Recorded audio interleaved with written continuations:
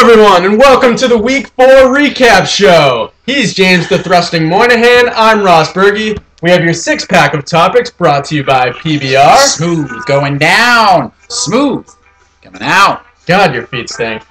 We're going to start off with Rags Topless. Going into the week, there were two undefeated teams. Now there remains only one. Chooch defeated my A-Town Rat Tails pretty handedly, while the Grimsley Bears were able to upset the Flying Hawaiians as I predicted. My question, which is bigger, Rags' loss or Chooch's win?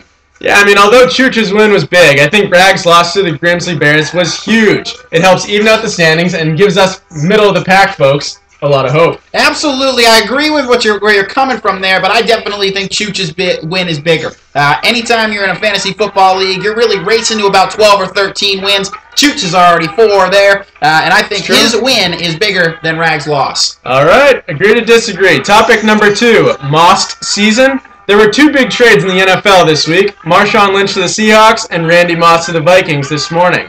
So I ask you this, Jim. Which one will have the bigger impact on the fantasy landscape? That's a stupid question, Ross, because it's obviously Randy Moss. Randy Moss is a #1 receiver. He was a first-round draft selection in most leagues. He's a premier player. Anytime a premier player switches teams, it affects the entire NFL landscape. Is Wes Welker still a big #2? Is he now a #1? Is Brett Favre a legit starting quarterback? A lot of questions.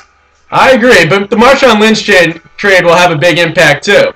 I mean, Buffalo now has Fred Jackson and C.J. Spiller taking the bulk of the carries, and then Seattle now has a new starting back in Marshawn Lynch, and Justin Forsett will take a back seat. Yeah, and now Pete Carroll has somebody who can commit murders for him on his squad as well. Number 3 is a 4-for-all. There were 17 free agent pickups on Wednesday, so which one do you really feel like is the big one?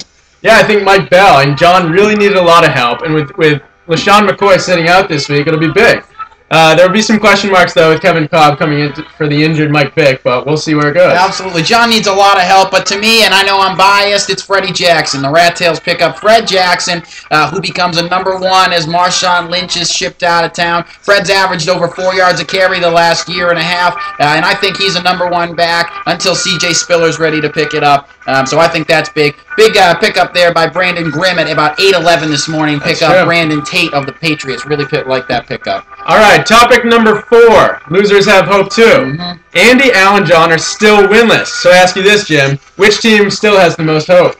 None of them have a lot of hope. I'm going to look at Andy this week. I feel like he's going to have his first win this week. There's really one reason, and it's Beanie Wells. I think this week is his coming out party, much like Andy had right around his 18th birthday. Yep. His coming out party. Beanie Wells will have his this week, and I think Andy actually does pick up his first win.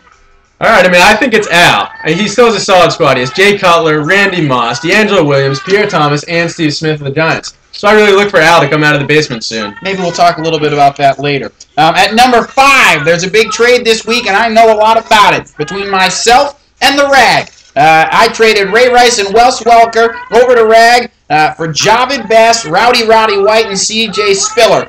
Who made out better in your mind? I think Flying Hawaiians. Really? I mean, Ray Rice will still be a great back come the end of the season. And Wes Welker, you know what you're getting out of him. They're both solid players. I think Javid Best is injured, and C.J. Spiller is still a backup. Javid Best is not injured. That turf toe looks good. I've been watching the Lions practice nonstop this week. And to me, I really don't think Ray Rice is that premier back. He hasn't really smelt the end zone all season. And Wes Welker, especially now that Randy Moss has been shipped out of town, will get double covered all over the place. So I see a lot of problems there with the two of them, and I see Javid Best as an up-and-comer and Rowdy White putting up at least 10 points every week. So that's kind of where I'm coming from. All right, and we will see. And now it's time for our marquee matchup! All right, my marquee matchup, we'll jump right into it. There's really a lot of marquee matchup this week. 3 matchups of teams with 500 records or better. Ross and Jed's, Rags and Jake's, and then, of course, my matchup with Albert is a big one as well. We're going to try and get Albert on the board. I believe it's Al and yours. It's the biggest matchup. Well, we'll be the judge of that. Let's see what Al has to say. Let's hope he picks up. He said he was about to shower. Yeah. Let's hope he's not naked while he talks. Let's see here.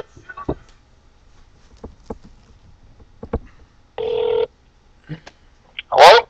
Hey, Alan. welcome to the show. You guys have some technical difficulties. We had some technical difficulties. This is probably our 5th take, but we were able to bring some music up on iTunes to make do. Thank you on that. Appreciate it. So, well, I'm happy everything is going well, and thank you, gentlemen, for having me on this wonderful program of yours. God, it's a course, pleasure. of Always an course. honor to have a special guest. So Al, tell me about your matchup against Jamie. What are you planning on doing this week? Well, I think it's going to be an interesting matchup, but I think a few things are actually going for me this week. And let me list you some of those I would things. love to hear. I'd love to hear them. I think Venn the diagram, trade that was please. made was below par on Jamie's part. Sorry, buddy. And I'll tell you why. Roddy White, great, but I think Ray Rice is going to break out this week. I think so too, Al. Pretty glad I don't have to play him. Second of all, best, quite He made a frankly, list. not best. He's not the He's best. that good, so not too worried about him either. And I'm sure you guys are aware of the big blockbuster trade with Moss. I've heard about that. Yeah. It's going to Kind be of a big deal, yeah. pretty big for me, I think. I hope. And, Tom Brady's no Slouch? Brett Favre, so Ooh. I'm hoping big things here. So you So, think I hope I Moss beat is him going by to like break 2 or out, 3 huh? points. You think Moss is going to have a big breakout this week? I think so. I think he's going to beat the Lone Star, and he's never really played on a team that has a running game. So I think the defense's attention on him is going to be split between him and Adrian Peterson. So I think it's going to work in his favor. Yeah. Here's the thing. I mean, Here's the thing. Al. I challenge you to say that to my face. He doesn't live too far away. What do you do on Friday, Mr. Moynihan? He's taking you out on a date. Taking you out on a nice little date. Perfect. Better bring I some will be roses there out. with flowers. Do you have any? Knocking on the door. Do you have any friends or family you'd like to say hello to, Al? Well, my starving family in Armenia has had a hard time for the past few years. And that's about it. That's about it. So, All right. Well, we will say hi to your family for you. And we certainly appreciate you being on the show, and I wish you nothing but the worst this coming The Sunday. worst. I appreciate it. Same to you, my friend. Same All to you. right. All Look right. out, because I'm coming at you, bro. We'll see you all next week. God bless. All right. God